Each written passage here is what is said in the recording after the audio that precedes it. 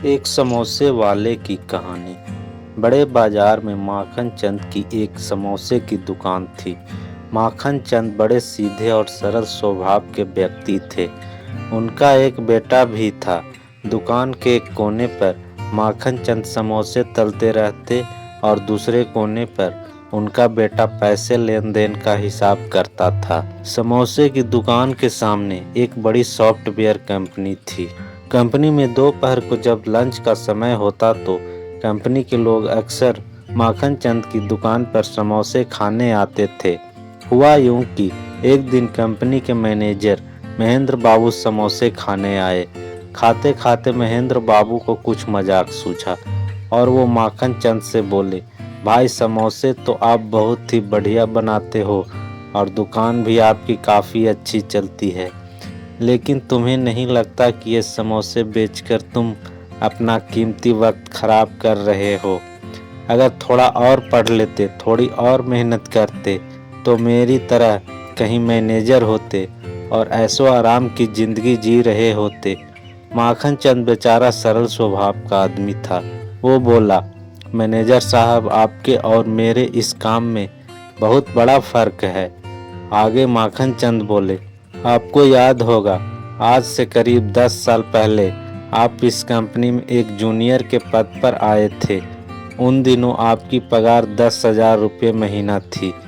मेरे पास तब दुकान तो थी नहीं, तो मैं उन दिनों टोकरी में समोसे बेचा करता था और मेरी कमाई करीब 1,000 रुपये महीना थी। आज 10 साल बाद आप मैनेजर बन गए और आपकी पगार है 50,000। मेरी अब अपनी दुकान है और मेरी कमाई है 2 लाख प्रति माह। लेकिन चलिए, पैसा ही सब कुछ नहीं होता। आपने अपने जीवन में जो मेहनत की है वो आपके बेटे के काम नहीं आएगी, वो आपके मालिक के बच्चों के काम आएगी। जब मेरा बेटा बड़ा होगा तो वो मेरी दुकान को संभालेगा और उसे कोई संघर्ष नहीं करना पड़ेगा। मैंने मेहनत करके अपनी दुकान को बड़ा बनाया है और ये सब मेरे बेटे को मिलेगा। वो आराम से मेरा बिजनेस आगे बढ़ाएगा।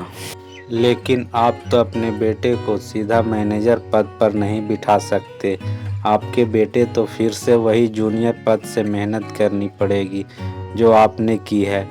आपकी मेहनत का उसे ज़्यादा फ़ायदा नहीं मिल पाएगा। महेंद्र बाबू बिना कुछ बोले समोसे के पैसे देकर वापस कंपनी रवाना हो लिए। दोस्तों, इस कहानी में नौकरी और बिजनेस की एक तर्कसंगत तुलना की गई है। हम ये नहीं कहते कि नौकरी करना बुरा है। दरअसल नौकरी भी अच्छी है और अच्छाई बुराई तो हर काम में होती है। आशा करता हूँ कि ये कहानी आपको अच्छी लगी हो तो लाइक करें और कमेंट करके हमें इस कहानी के बारे में ज़रूर बताएं और हमारे चैनल को सब्सक्राइब ज़रूर करें। Thank you for watching this video.